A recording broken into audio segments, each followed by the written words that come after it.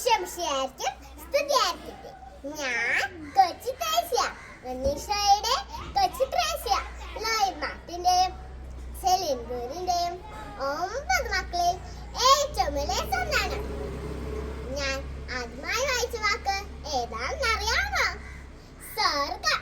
സ്വർഗത്തിലേക്കുള്ള ഒരു വഴി ഞാൻ കണ്ടെത്തി. വലിയ കാര്യങ്ങൾ ചെയ്യുന്നില്ല, കൊച്ചു കൊച്ചു കാര്യങ്ങൾ ഈശോയിലുള്ള സ്നേഹത്തെ പ്രതി ചെയ്യുന്നതിലാണ് വിശുദ്ധിയുടെ പൂർണ്ണത അടങ്ങിയിരിക്കുന്നതെന്ന് ഞാൻ അങ്ങ് സ്വയമേ തീരുമാനിച്ചു. അത് ഞാൻ ജീവിതത്തിൽ ചെയ്തു.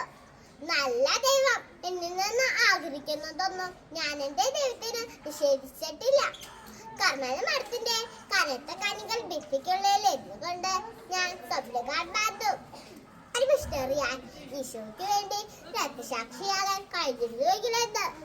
പക്ഷേ അതെനിക്ക് സാധിക്കില്ലെന്ന് മനസ്സിലായപ്പോ ഞാൻ കൃഷ്ണന്മാർക്ക് വേണ്ടി ആത്മാർത്ഥമായി നിയോഗം വെച്ച് പ്രാർത്ഥിച്ചു.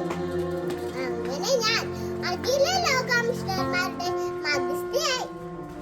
എന്റെ ചേച്ചി നിർബന്ധിച്ച് എഴുതിപ്പിച്ചതുകൊണ്ട് ഞാൻ എന്നെ കുറിച്ച് എന്റെ ജീവിതകഥ എഴുതി. നവമാലിക. ഈ പുസ്തകം ഇന്നും എന്റെ ഒരുപാട് സുഹൃത്തുക്കൾ വായിക്കുകയും ഈശോയെ സ്നേഹിക്കുകയും ചെയ്യുന്നുണ്ട്. ഇതറിഞ്ഞപ്പോൾ എനിക്ക് വളരെ സന്തോഷമായി. എന്റെ സ്വർഗം